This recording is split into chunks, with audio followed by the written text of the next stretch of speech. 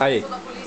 E para comemorar o dia 27 da Vitória, Maria Vitória e o aniversário do Ander, viu, Ander? A mãe não esqueceu de você, não. Fez um tem celebridade falando que ele aumenta alimentos. Feliz aniversário, que Deus abençoe muito. Te amo, beijo.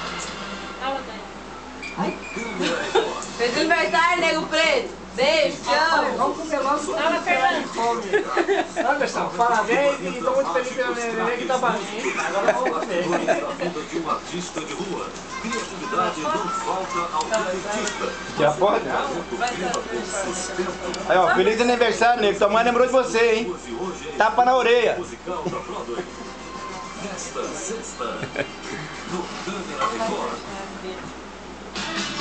Você quer o quê, mãe? Tirar uma foto? Esperando a gente estourar ali, ó. Ensire seu estúdio de beleza na Alemanha. Um espaço moderno e exclusivo para você. Profissionais atualizados em sintonia com a moda e as últimas tendências. Depilação brasileira. Dá pra Fernanda abrir? A televisão. Massagem relax, manicure, pedicure, drenagem linfática. Tudo para cuidar da sua beleza. A televisão. Promoção de verão. Faça Tá depilação duro? e ganhe depilação de Não. Isso é pro homem.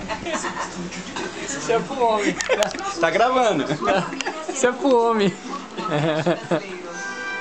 Olha o filho atrás. E Vitória?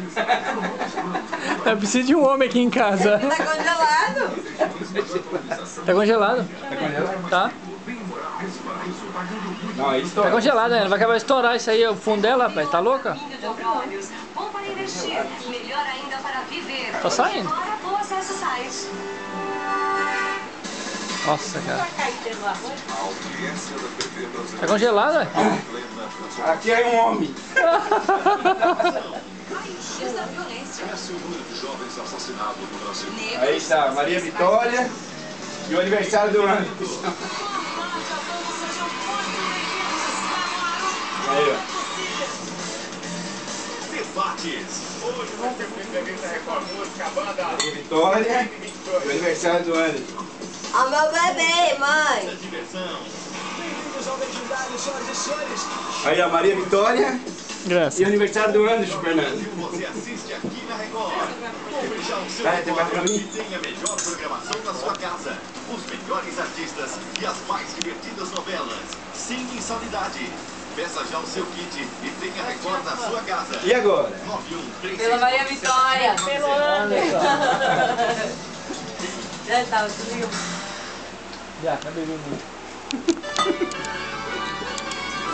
É docinho. O que foi, mãe? Você quer uma foto? Vamos brindar aqui, você tá vendo?